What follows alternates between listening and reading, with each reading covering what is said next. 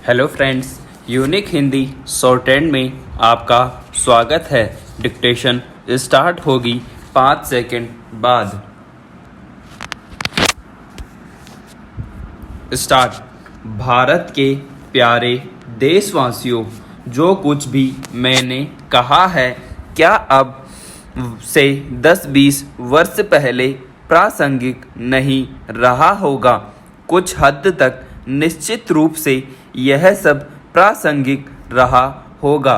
फिर भी आज हम अपने इतिहास के एक ऐसे मोड़ पर खड़े हैं जो अपने आप में बहुत अलग हैं। आज हम कई ऐसे लक्ष्यों के काफ़ी करीब हैं जिनके लिए हम वर्षों से प्रयास करते आ रहे हैं।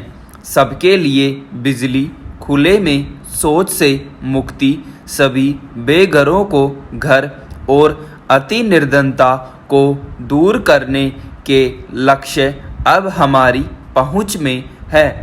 आज हम एक ऐसे निर्णायक दौर से गुजर रहे हैं। ऐसे में हमें इस बात पर जोर देना है कि हम ध्यान देने वाले मुद्दों में न उलझें और न ही निरर्थक विवादों में पड़कर अपने लक्ष्यों से हटें। सभापति महोदय, मित्र का कर्तव्य इस प्रकार बताया गया है।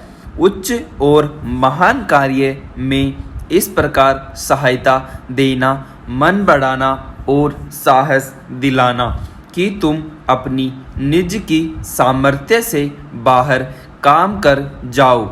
यह कर्तव्य उसी से पूरा होगा जो दृढ़चित्त और सत्य संकल्प का हो। इससे हमें ऐसे ही मित्रों की खोज में रहना चाहिए जिनमें हमसे अधिक आत्मबल हो। हमें उनका पल्ला उसी तरह पकड़ना चाहिए जिस तरह सुग्रीव ने राम का पल्ला पकड़ा था।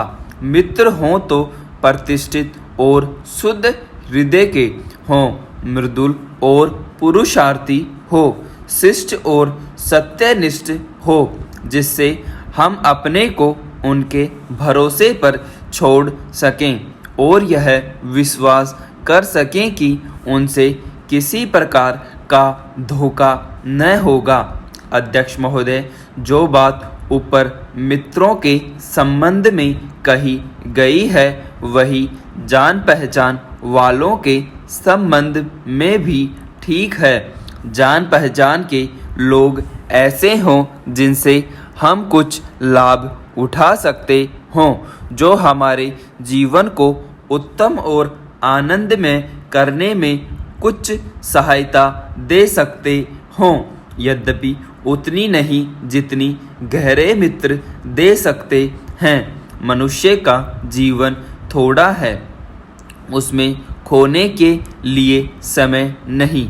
यदि क और ग हमारे लिए कुछ नहीं कर सकते हैं, न कोई बुद्धिमानी या विनोद की बातचीत कर सकते हैं, न कोई अच्छी बात करना बतला सकते हैं, न सहानुभूति द्वारा हमें ढांढस बंधा सकते हैं, न हमारे आनंद में सम्मिलित हो सकते हैं, न हमें कर्तव्य का ध्यान दिला सकते हैं, तो ईश्वर हमें उनसे दूर ही रखे। हमें अपने चारों ओर जड़ मूर्तियाँ सजानी नहीं है। आजकल जान पहचान बढ़ाना कोई बड़ी बात नहीं है।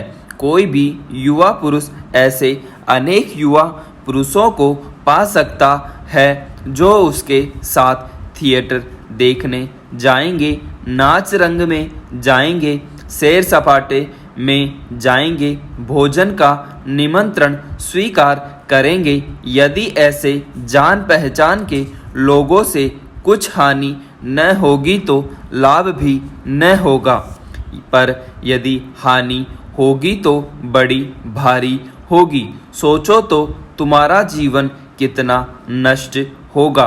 यदि ये जान पहचान के लोग उन मनचले युवकों में से निकले जिनकी संख्या दुर्भाग्यवश आजकल बहुत बढ़ रही है, यदि उन सौहदों में से निकले जो अमीरों की बुराइयों और मूर्खताओं की नकल किया करते हैं। सभापति महोदय, कुसंग का जवर सबसे भयानक होता है। यह केवल नीति और सुधृति का ही नाश नहीं करता बल्कि बुद्धि का भी क्षय करता है।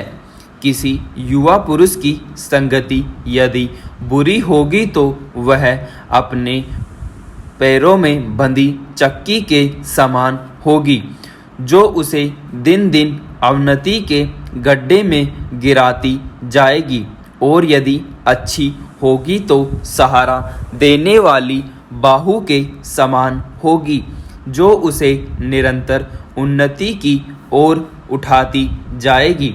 सभापति महोदय, मैं बौद्ध परिपथ पर्यटन अवसंरचना के विकास में योगदान करने वाली अंतर्राष्ट्रीय एजेंसियों के सहयोग की भी सराहना करता हूँ। अजंता एलोरा के संरक्षण तथा पर्यटन विकास परियोजना के लिए जापान इंटरनेशनल कोऑपरेशन एजेंसी तथा भारत सरकार के बीच सहयोग इस संदर्भ में उल्लेखनीय है। इससे हमारे सबसे महत्वपूर्ण सांस्कृतिक स्थलों में से एक को भावी पीढ़ियों के लिए संरक्षित किया जाएगा। अजंता और एलोरा की गुफाओं की यात्रा करने वाले पर्यटकों का अनुभव भी बेहतर होगा। अध्यक्ष महोदय, कोई विदेशी जो भारत से बिल्कुल अपरिचित हो एक छोर से दूसरे छोर तक सफ़र करे तो उसको इस देश में इतनी विभिन्नताएं देखने में आएंगे कि वह कह उठेगा कि यह एक देश नहीं बल्कि कई देशों का समूह है जो एक दूसरे से बहुत बातों में और विशेष करके ऐसी बातों में जो आसानी से आंखों के सामने आती हैं बिल्कुल भिन्न हैं। प्राकृतिक विभिन्नताएं भी इतनी और इतने प्रकार की और इतनी गहरी नज़र आएंगी जो किसी भी एक महाद्वीप के अंदर ही नज़र आ सकती है। हिमालय की बर्फ़ से ढकी हुई पहाड़ियों एक छोर पर मिलेगी, नीलगिरी की श्रेणियों के बीच समतल हिस्से रंग बिरंगे देखने में आएंगे, पश्चिम से पूर्व तक जाने में भी उसे इसकी विभिन्नताएं देखने को मिलेंगी। हिमालय की सर्दी के साथ साथ जो साल में कभी भी मनुष्य को गर्म कपड़ों से और आग से छुटकारा नहीं देती, समतल प्रांतों की जलती हुई लू और कन्याकुमारी का वह सुखद मौसम जिसे न कभी सर्दी होती है और न गर्मी देखने को मिलेगी। अगर असम की पहाड़ियों में वर्ष में 300 इंच वर्षा मिलेगी तो जैसलमेर की तप्त भूमि भी मिलेगी जहां साल में 2-4 इंच भी वर्षा नहीं होती। कोई ऐसा अन्न नहीं जो यहाँ उत्पन्न न किया जाता हो, कोई ऐसा फल नहीं जो यहाँ पैदा नहीं किया जा सके, कोई ऐसा खनिज पदार्थ नहीं जो यहाँ के भूगर्भ में न पाया जाता हो और न कोई ऐसा वृक्ष अथवा जानवर है जो यहाँ फैले हुए जंगलों में न मिले। यदि इस सिद्धांत को देखना हो कि आब हवा का असर इंसान के रहन सहन, खान पान, वेशभूषा, शरीर और मस्तिष्क पर पड़ता है तो उसका जीता जागता सबूत भारत में बसने वाले भिन्न भिन्न प्रांतों के लोग देते हैं। इसी तरह मुख्य मुख्य भाषाएं भी प्रचलित हैं और बोलियां की तो कोई गिनती ही नहीं।